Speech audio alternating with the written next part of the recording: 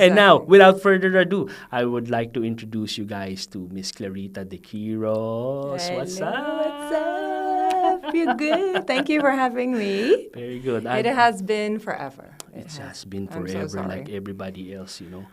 But yeah, We are the OGs, though. We are the OGs. We've been you here consider you should consider yourself as OG because, and I mean, there's even a life before us, but then it changed dramatically when we came. Yeah. It was I should say golden age. I think we were very lucky to come We were. into. Well, I've been here for a long time, but when I was really here working. You're like pancakes. Sorry. You sell like pancakes, like you're It was always in easy. the. It was easier, but it was just it's a very different time. But you have to go with the development. It's great for the economy of the UAE, but I do think that we've seen it come from a very different place and grow. And I would say the sweet spot was between 2012 to 2017. Yeah. Those were the good, for me, those were the greatest years for me. But they're still great here.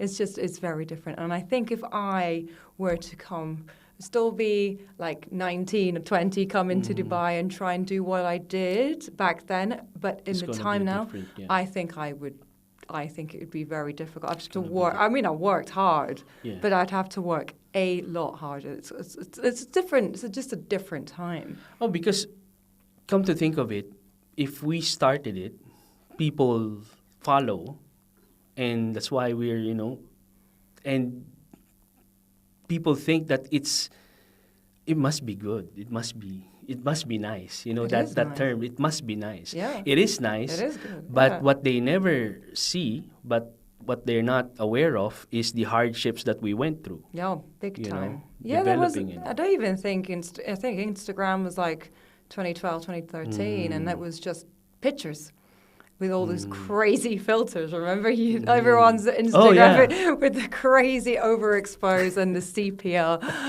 colors, and so like it was mostly Facebook that we were using, and obviously radio, TV, and physical magazines. Yeah, Physical so magazines that's how and people, tabloids. and just from being around in the community, and that was the UAE. That was how now. Anyone can go viral, really, but it's getting very oversaturated once again, and getting content, and people are getting more desperate and putting, like, for me, that is not my thing. I like to post my work, my art. I tried to do a bit of content last year, and I've ended up just deleting all because it's just not me. I am a musician. I've come from a different era, and I just want to put my music out there. I'm not in for trends. I'm not in for trying to go viral. Because it's just, for me, I'd rather put that effort into my art, which is also becoming really difficult because of AI as well. So. What's up with that? Like, I share the same sentiments. I kind of like, I want things, I'm working with my hand. I'm working with my creative. I think we're just really old-fashioned. We need to get with the times. But I think that's how we're used to, and we think because we do the manual and the hard work, we will get the rewards. Because we see the value. There was value, but there's also value in. There's also obviously content creation is really it's an art, but sometimes someone can post something of a cat and it will just go viral. Oh my It just goodness. depends. It depends on the algorithm as well. It comes back to like. When the phrase where when you're creating something, you need to satisfy yourself first, because like Rick Rubin, I don't, my taste is my taste. I don't follow whoever trended. That's good. I follow my taste first.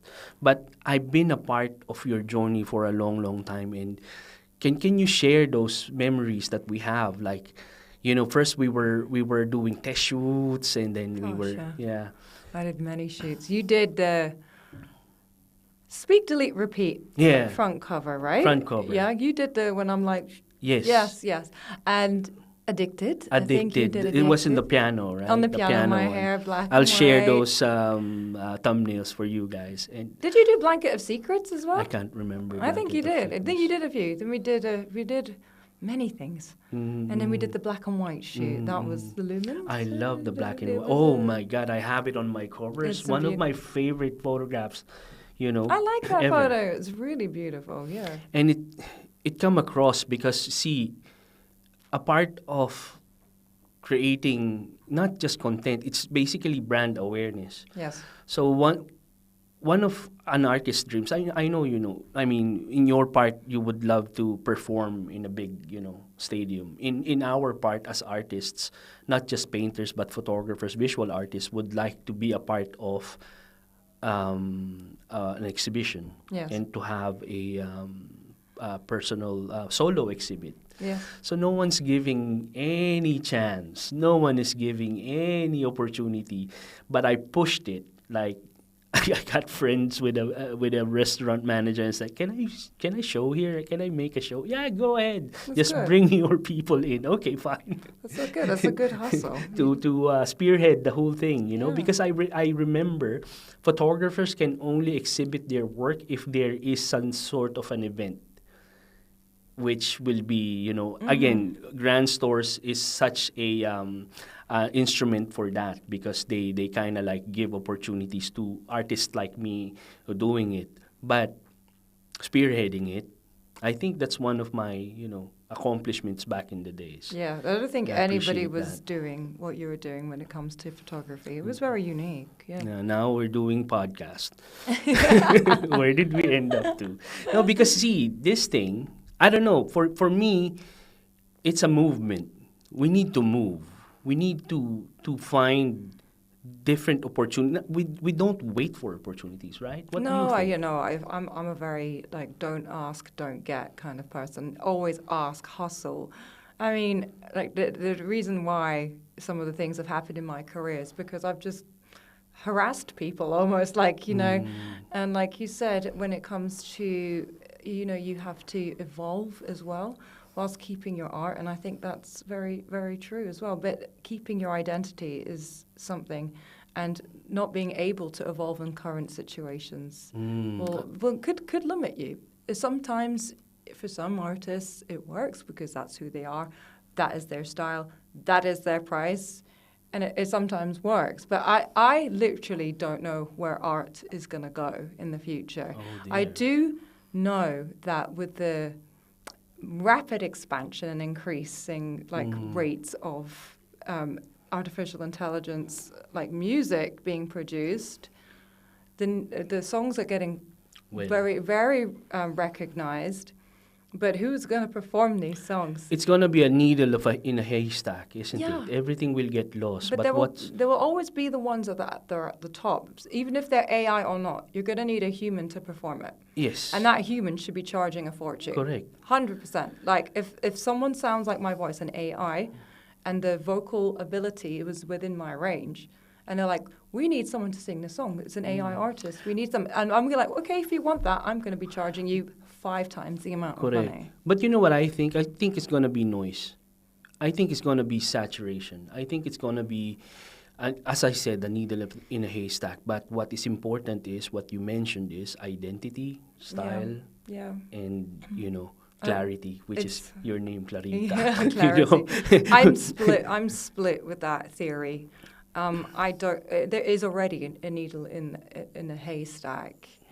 But for someone who is a classically trained musician, I'm starting to love some of this AI music, which really upsets me. But I cannot lie. And again, it's going to get better. And it's going to be more free. You can be able to edit it in a different way. So why are you going to hire a composer? Why? But the thing is that are working against AI. You've got to. It's about utilize. You've got to. But that's why I released 3 tracks and a classical album last year, and it was fun because it was hard work. I was writing it and I was producing it and I was learning the Arabic and pronouncing. And then suddenly, within that year, so much changed with online streaming, with AI music. So much happened with AI video. I got so upset. I even put one of my videos to be AI. I have this word for you, which one of the words that makes me difficult to pronounce. Inevitable. Inevitability. You sound like Thanos. Inevitable. It is inevitable, but it's about it became to a point where I could be doing this with AI. I could be doing crazy movies in my AI videos if I wanted to. And because I was learning Arabic to be singing in the songs, you can now clone your voice and then get an AI person to sing the Arabic, and then you can put your voice. Soon as I was able to do that, I didn't want to do it anymore. Because it was like, is Clarita singing this in AI, or should I actually do it? Yeah, I'm completely 100% learned my Arabic, and I did it. But it's gone to a point where it's not impressive anymore. What is impressive? I don't know. Doing it live is impressive. Yes. And that's the only way you can showcase it. But at the current given moment, sadly, in the UAE, there's no live performance. I think all these assets, there will be assets, and it's nice to be a part of it. It's nice to play it in combination. Yeah. But when you go back to nothing, or not nothing, but when you go back to what really matters is your identity. Yes. And how you got to a certain point that nobody else would. Yeah. That nobody else knows. Yeah. Right? Nobody witnessed how you transform, or how we were, brought up. Which comes to my question, the plot twist that you have. Ooh. We were discussing this. What was the plot twist that you have that you realized, oh, right, yeah, that is, a blessing in disguise or something? Yeah, so plot twist for me is I was completely wrong about the UAE. Completely wrong. I moved over here with all these preconceptions and ideas, how it was going to be, how much I was going to be restricted, how the laws were too strict, and everyone's it's going to be very hard for a British person coming here and suddenly being controlled by all these rules because of the culture, because of the religion, because of everything.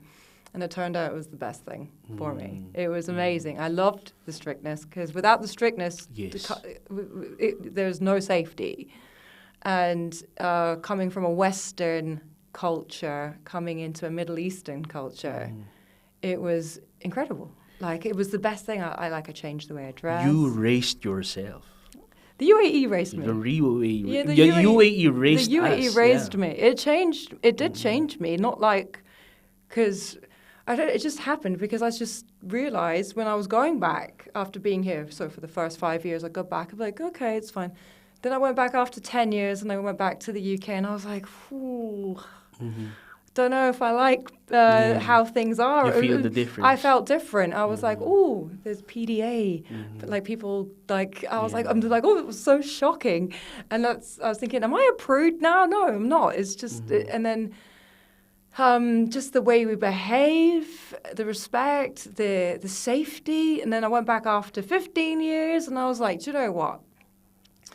The UAE has definitely changed who I am as a woman as well. Seeing mixed gyms and things like that. I was like, I don't know if I feel comfortable going. That's me. I mean, there's so many mixed gyms in the UAE, but I personally feel going to an all ladies gym is I absolutely love it.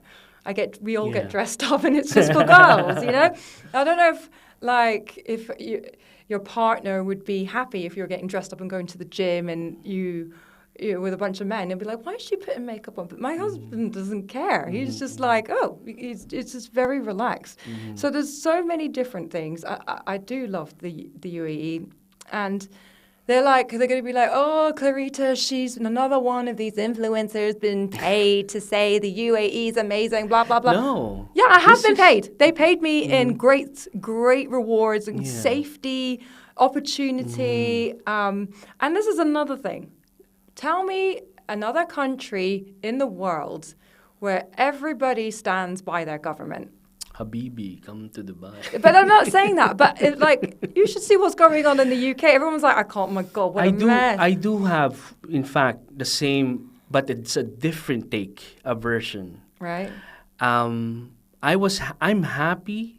I was no tint of regret that I came to UAE. I was married in a very young age. Yeah. As I've been exposed to a lot of temptations, but of course, and I love the fact that I am raising my kids here also. Yeah, of course.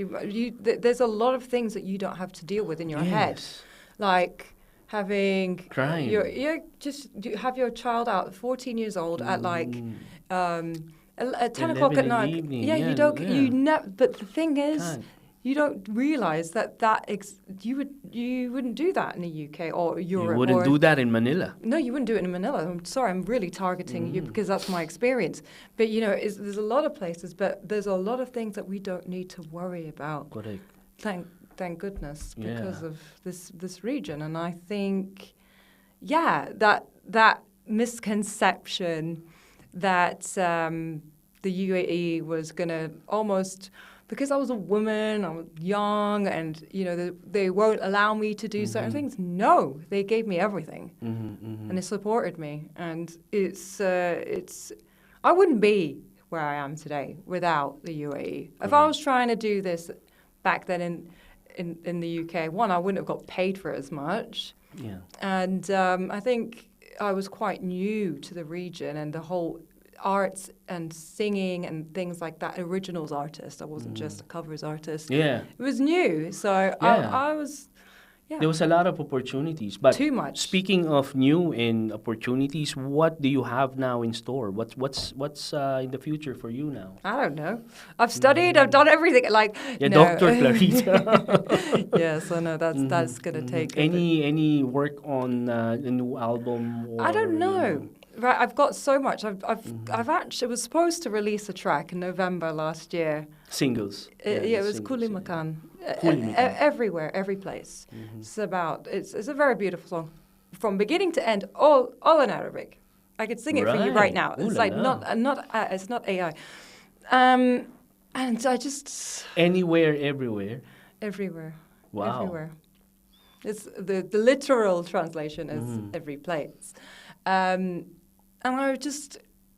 it was getting hard. I was thinking the stats of AI music, and then all my feed on social media is AI. But wait, you wrote it yourself? I write it in English, then I work with an Arabic speaker, right? And we go through line by line, and I hear what it is in Arabic, and I'm like, no, we need to put this word here. Does it still make sense? It still needs to be it's all my work. But how did you get the inspiration about being everywhere, anywhere? What's the inspiration about it? Many things. It's a deep song. I'll wait till that gets released. If I do release it, and I'm still not happy with the sound, and still working on it. I think that song will be most likely performed live somewhere, right? Because it was the time, like I was saying, that AI was becoming. It's like if I did for me before, it was quite impressive that I was like learning Arabic and singing in Arabic. Now, if I really wanted to, I could have written that song in AI, but I wouldn't trust it because I don't fluently speak Arabic, and then I don't know if it would make sense. Exactly. And it has to be in a dialect that is like that. I'm learning Lebanese Arabic, and it had to make sense. And it might not translate my English into the Arabic, and I don't trust it, especially when I don't have enough knowledge. And a lot of Arabic singers still don't write their own music. So who is this British woman trying to do? Yeah, you need to cross-check it. Yeah, so I could have done it. So, and then, like I said, I could clone my voice, put the song, like obviously I've got it, I've sang it, and I've done it in the music, and then you put it through an AI generator, an AI cloner, so put the Arabic. So the Arabic pronunciation is going to be lit. Yep. and then you put my voice on it, and then it's like my voice singing perfect Arabic. So I could do that, but that's not impressive to me. Like, I like my imperfections, and it's impossible for me to get it. Well, not impossible. Actually, even when it comes with consultancy, you know, they try to make some mistakes because it's kind of like they're bringing back the humanity and we need it. I think humans are going to create. They're going to crave for that human factor a lot. I hope so, especially. I mean, like I said, an AI artist can't sell out an arena. No. But I'm finding it difficult to create at the moment. Like since everything happened, like a couple of months ago, it's not like me. I can't touch a piano. Like I've lost. What? I've lost. I got so shocked when everything happened. Like I couldn't feel anything. So I'm not feeling anything at the moment. So I can't wait till everything passes. And I don't like to release or do anything when I'm in this state. Wait for the moment to come. Yeah. But I've lost the love. I've lost because of a little bit of AI, a little bit of because of the streaming setup. And because I was actually getting really busy with live, which is why I came back initially, was to let people know Clarita's back live. Clarita's back. Yeah, the song part is fun. You know, I was so excited when you came back. I was like, maybe I'm one of the people who, let's do a podcast. Yeah. I was traveling back. I was like, oh, okay, let's do this. Why not? But speaking of selling and speaking of coming back, let's do a photo shoot. Oh my goodness, why not? Let's sell this thing. Make sure you put lots of filters. I enjoy working with you always. And likewise, you know, thank you. And hopefully, everything work out just fine without, you know, this AI thing, but definitely everything happens for a reason. Exactly. So let's, you know. But yeah, thank you very much. Thank you so much. Yeah, let's do it. So let's do it. Cheers. Thank you.